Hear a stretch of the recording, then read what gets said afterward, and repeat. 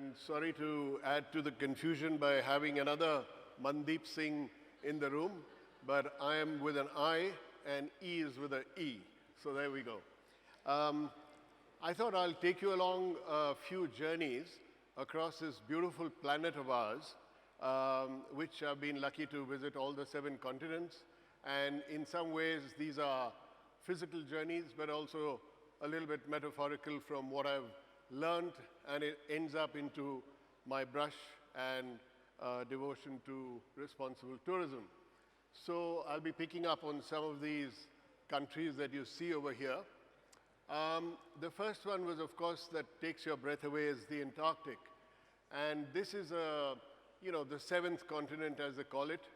And we were lucky to be there because I knew this polar explorer who is doing this amazing job of actually advocating that we've all got to be aware that when the Antarctic Treaty finishes in 2041 for the mining, we must be doing advocacy amongst civil societies, governments, to make sure that no country goes and mines in Antarctic, because that'll be the end of what we think is pristine wilderness. It'll affect temperatures, it'll affect the whole world, which is basic science as we know.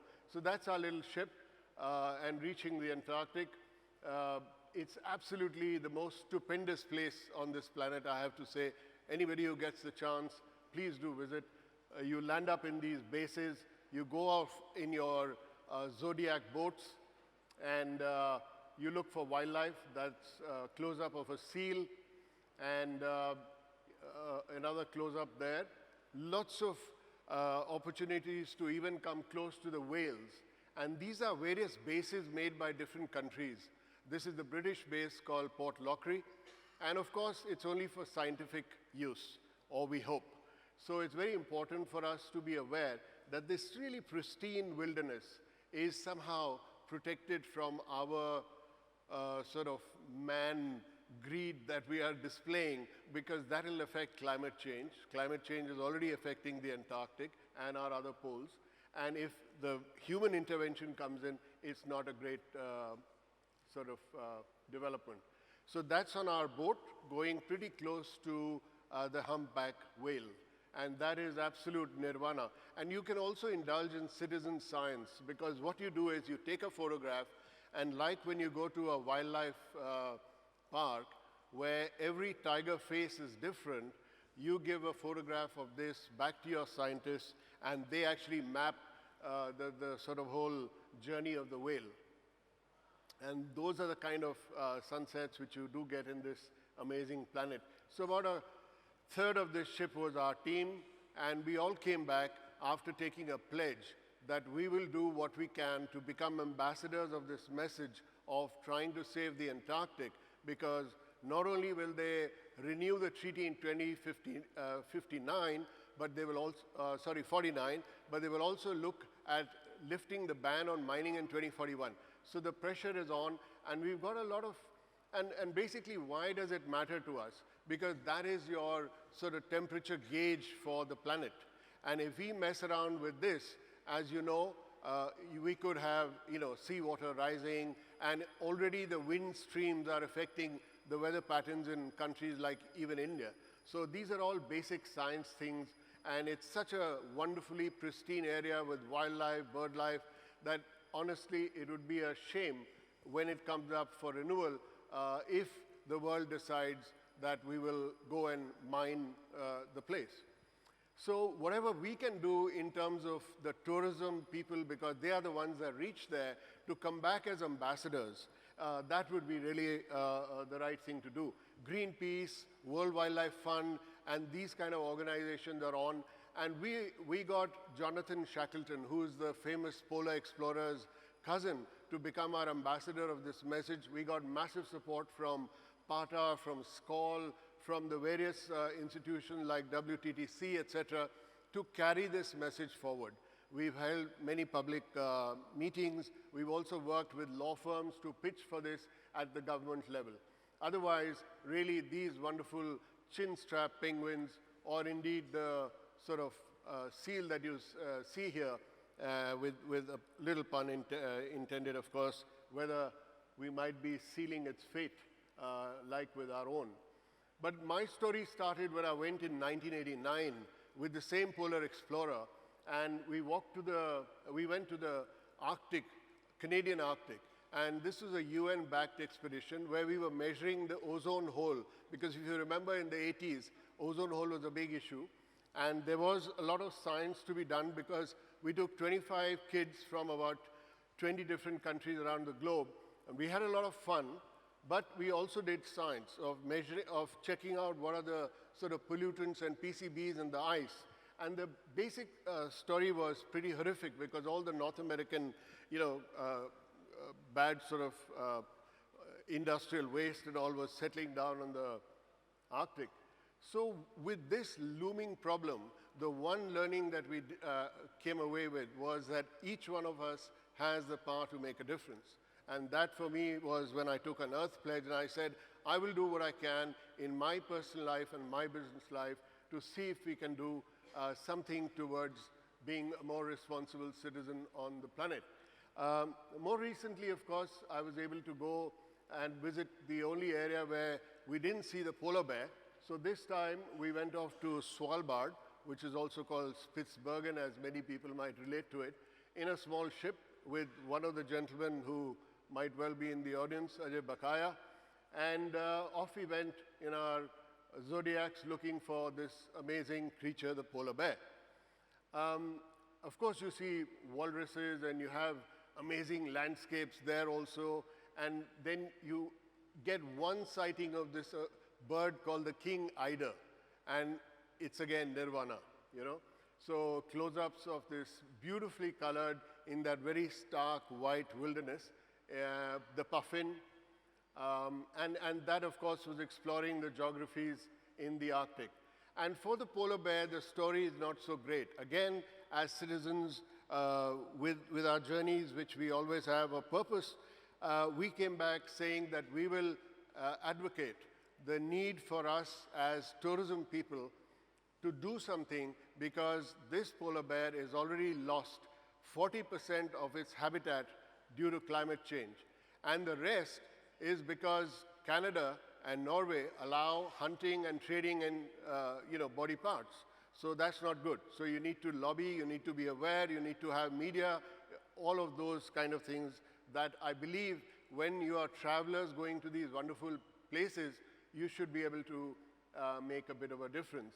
Mongolia was another fantastic wilderness country where we visited the yurts, the local gers, we stayed with them, local communities. We did some camel riding, did some camping as well in these sand dunes, very, very pristine areas. And they don't actually encourage too much of hard architecture, which is wonderful because most of the camping or the stay is done in these local tent-like things called the gers. Of course, you can choose to be a 1-second Genghis Khan also. Madagascar was another fascinating part of this planet because, as you know, Madagascar broke away from Africa, from the continent. Excuse me for a minute.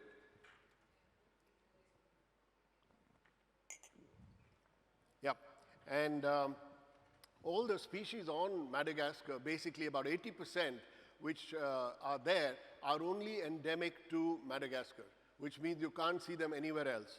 So that was another fascinating journey of 3 days on a river that we chose with fantastic sunsets and so on. And we saw these lemurs, which are, again, endemic. These are the famous baobab trees, which are called the upside-down trees because it looks like the roots are on top. All the amazing chameleons. And this is a World Heritage Site of a very unique rock formation called the Singhi. And the French have actually made a ropeway around it so people can walk through. This was then going on to the Inca Empire, which is Peru. And it's fascinating that most people go to the northern part. We chose to go to the southern part of the Amazon, which is, again, beautifully protected. And one of the things we saw was that unlike what you might experience in India, where if you go to a wildlife park or a wilderness area, you are only looking for the big cat, which is the tiger. And everything else you tend to forget, because unless you've not seen that, you don't have eyes or patience, and partly it is the quality of guiding. We were here and we spent 15 minutes on a butterfly ant walking through the forest because the guy brought out the magic of those wonderful ants, the butterfly ants, So going through this, of course, we saw certain animals which we don't get to see anywhere else, like the caiman or these amazing trees, which of course you can get in the US as well. Young Bakaya again with us. And here we are waiting because this was the picture which inspired us from National Geographic from a cover, which said that the largest clay lick for the macaws is in this part of Peru. And that's what they do. They come here, sit there, because they need a little bit of salt in their body, and it's a fascinating display of the macaws. This is the local community, very nice homestays. We'd been talking about that on the panel earlier, and all certified and stuff, and amazing trekking, very well-managed tourism. And sometimes when we talk about carrying capacities, people in the industry get scared. They think it's a clasping of numbers, and that's not correct. Actually, if you do proper management, the whole idea of carrying capacity studies is that you spread it out, or you have peaks and troughs in seasons, and you sort it out. So even when we went to Machu Picchu, and that's the little hill behind which we walked up, it was beautifully managed. It's a historic site, it's a World Heritage, and it's a religious site. So you can't even go and use any part of this area once you enter for any, loo break or whatever. And everybody respects that. That was just on Huayna Picchu. Namibia is another well-kept secret of Africa. Most people think of Africa, you head to Kenya, Tanzania, but I would recommend Namibia as being one of the most diverse and eco-sensitive, and they also got the prize from the World Wildlife Fund president to the president of the country in managing their wildlife well, because they integrated the whole concept of the local communities actually being the guardians for this wildlife of theirs. Ignore the gentleman, but look at the valley. They have many lodges here, but you can't visually say. And I often think if you were looking down a valley like this in Manali today, what would your vision be, So we've got to think, and I was so glad to hear some of the panels here earlier, which is all very good news about at least people are thinking about building materials, about architecture, the quality, because we've messed up our hill stations, we've lost our vernacular architecture, quality, and so on. The dunes of Namibia, and as they say, you've got to be doing it right. If you go to Namibia, you must climb. And that's the kind of diverse topography that you get. Our team at that point, and most of our travelers, and these are, they come from, some of the journeys that I lead are from a club that we created, but they have to sign up to be responsible travelers. They have to come back and say that we are going to advocate or bring to the notice of authorities or media something that needs fixing. So here's another interesting experience we had, a walking safari for a rhino sighting. And that was a pretty close call. We ended up running into a mother and her cub. Not the smartest decision, but nonetheless, very exciting. Great experiences with elephants, the oryx. And like I said, if the local community gets integrated, which are ideas that we are now trying to adopt in India and many parts of the world, and that's a no-brainer that you've got to get them to become the stewards and the vanguards and the protectors of our wildlife, and create that vested interest which only tourism can do. This is a quick trip to Chile, very much like Ladakh in the northern part. As you know, it's a very long country all along the South American border. Excuse me. That looks like the Pangong, actually. These are the geysers over there. And then we came to the middle part, which they call the Lake District, fascinating rafting experiences you can have. And then all the way down south in Patagonia. And Patagonia is a great example of how the people and the governments have come together not only to make eco-friendly resorts, which are highly comfortable, very pricey, but these are tented accommodations, and everything is, the cutting edge of recycling, sustainability, the checkbox, everything. But here's the example of a gentleman who also donated about 500 hectares of land, and they then added it to wilderness. So here, in a lot of countries, the fundamental is that the least amount of human intervention that you can make in pure wilderness areas, so much the better. So when you have roads, highways, those cable cars and all, I think we have to do it very judiciously. And same with road expansions and so on. And I don't want to sound like a wacko kind of, anti-infrastructure kind of guy, but we just need to do things in a balance, because I think sometimes in this whole development smoke that we do, you tend to make an impact on the environment which is irreversible. So we've got to really think things through. Just to say about how my own journey started. So this is about in the beginning when I actually studied to join the civil service, but I went and started teaching in the UK. Mountaineering was my passion in the outdoors, and I guess I had a bit of a Robert Frost moment, and I started a company which in those days nobody did adventure travel, way back in '79. So we thought we'll model it on this philosophy, and off we went. But of course there was a lot of, we had no Indian customer for about 20 years. There were only foreigners who were coming into the country. There was no promotion. So it was like operating something with your hands tied behind your back. But nonetheless, we said, okay, let's do one thing. Let's do a litmus test for ourselves. So using the philosophy of climbing, that if we have an objective which is really tough, and if we can achieve it, then maybe we can do something on the ground. So I'll show you a 2-minute clip of a mountaineering expedition where we decided in 1986 that we want to expand the boundaries of what kind of climbing was happening in Indian Himalaya at that time. So we took no guides, no tents, no porters, carried up everything. Instead of having large expeditions, we had 4 people. Instead of making a 1-month expedition, we did the ascent in 4 days. So once we were able to do that, I think it proved to us that, when you throw up a challenge, and if you have good teamwork, you could attempt and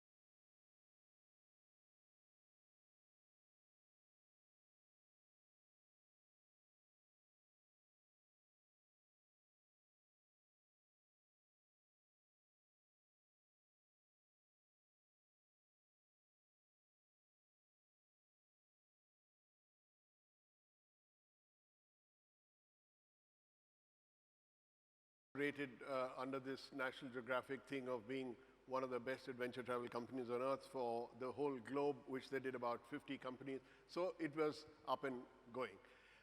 But at that point, because I'd been to the Arctic, because we'd been involved in the whole sort of nature process, I decided, well, the government actually sent me on this course to study conservation and tourism at the University of York.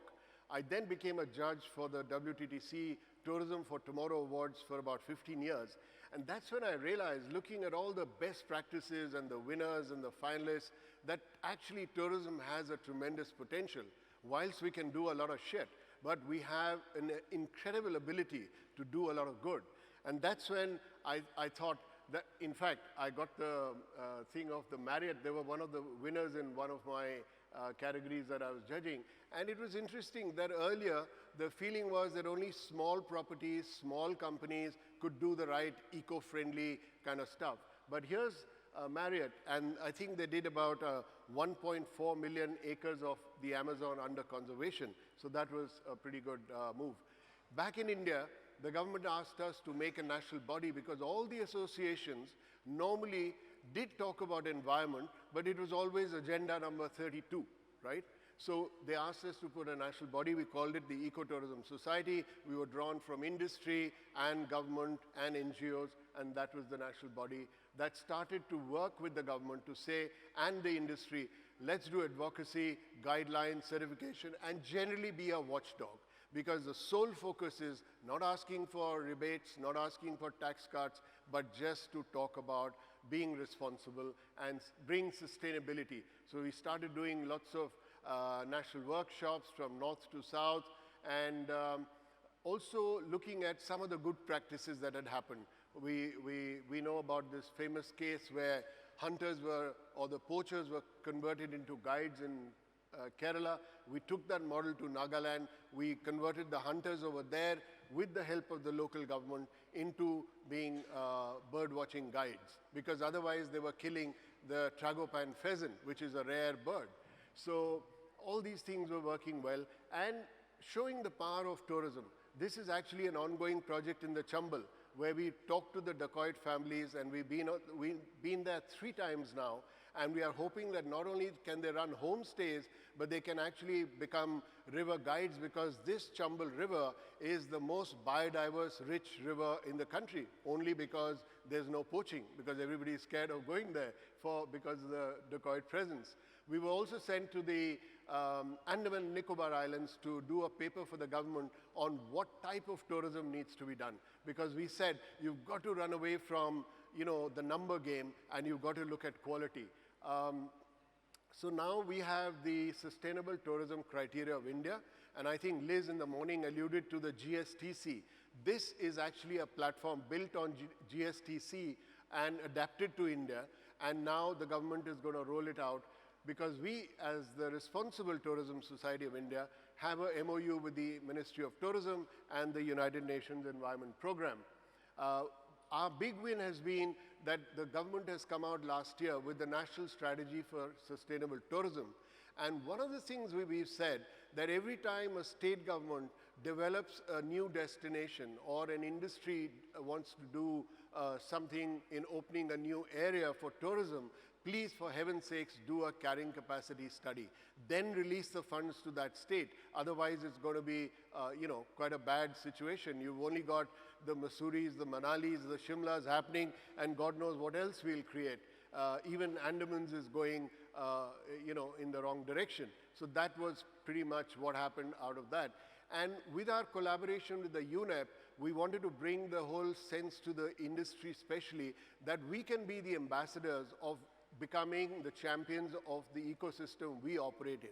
So this is the decade of ecosystem regeneration, and obviously a lot has happened through our days in the COVID story and everything, and whilst the surveys have been done, I think the smart thing is to really recognize that the traveler is going to be looking for more sustainable sort of options. And even though there is debate about intent and conversion, I think it's going in that direction. So the smarter ones need to realize. And of course, it's very important for us to now start working all together. whether it's the hotel and accommodation, or the tour operating, or the airline, the transport, all of us must come together under at least some umbrella to do and put forward our ideas. And one of the missing links has always been the traveler. We've always looked at either the industry or we've looked at the government policy. But what happens to the traveler? Why can't we establish a kind of a rapport with the traveler to change his or her mindset?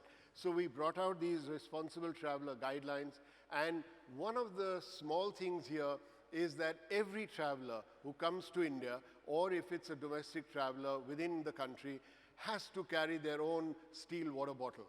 You have to cut back on the single-use plastic, and we've already had a CEO's forum in the UN House in Delhi to appeal to the hoteliers to say, can you start doing dispensing units? And these are the low-hanging fruits, but I think we all need to put our heads together. So let me show you a 1-minute clip. What we've done is we've done voices from across the industry, from across different walks of life, who've basically communicated the message of how to be, or why there is a need for us to be a responsible traveler. So let's hear Kabir Bedi for a quick minute, and then I should try and wrap up. Oh, sorry about that. Oh.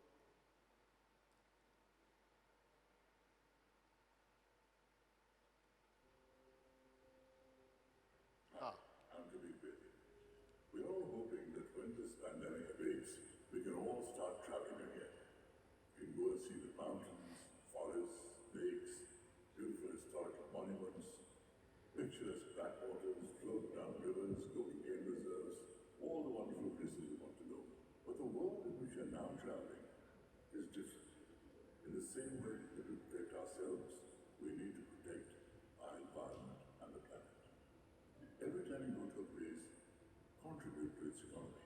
Buy local, respect its environment, and not even get plastic and paper and all the rubbish that tourists already leave. Leave the place better than when you found it. Be a responsible traveler. Oh, I'm sorry. I don't know if I had a tight turban or was the audio really bad on this one.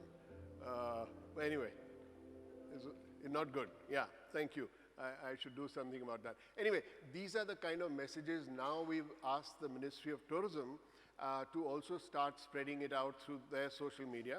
And once they get the budgets, they'll make it a national campaign just to sensitize people. Again, these are the kind of things that we would love for our hotel partners, tour operating companies, and others to just kind of put it out on their social media. So there are some very low-hanging fruits that we can all do. And I guess when I think back on my, rambling through valleys or climbing mountains, the one key thing is, of course, teamwork. And I think that is a kind of hope that I'm doing, that even in India, we have some good examples. Make My Trip is one of our members, and they've planted 1 million trees. I believe it's gone to 1.5 million. So we also want to showcase good practices of many of our members. This is an interesting discussion on destination. You've all seen that viral photograph of a kind of a line that's going up onto the Everest summit with like a traffic jam. And this is talking this year when we celebrated, in 23, 75 years of the ascent with Tenzing Norgay's son and Peter Hillary, who's Edmund Hillary's son. This was held in the the New Zealand High Commission. Just to say, how do we take away the pressure despite the need for money? There it's the case of the government. Here, normally it's the case of the industry, which, tends to make the compromises. So how can we secure our sort of destinations when we go and bring tourism? Lakshadweep is a case in point. I was chatting this morning with Puneet, and I'm so glad that he's thinking of alternatives where you can have floating villas, because the Maldivian model is terrible for the corals. And if we do that in Lakshadweep, I think it's spelling disaster for us, and that's a paper that we are now writing to the government and so on. So like Lynn Cox said, when I undertake 2 journeys when I'm on an expedition, the inner and the outer. So I would really, appeal to all of you to join me as the inner journey, because all of us are successful people in our tourism industry. Let's realize the potential of what good tourism can do, and let's try and come together so that at the end of the day, as we scale up, our tourism, we are hopefully sitting on a branch that is not going to break under us and go forward. So therefore, I would only say log into RTSOI and join the movement so that we can all be proud citizens of the country and citizens of planet Earth. Thank you very much.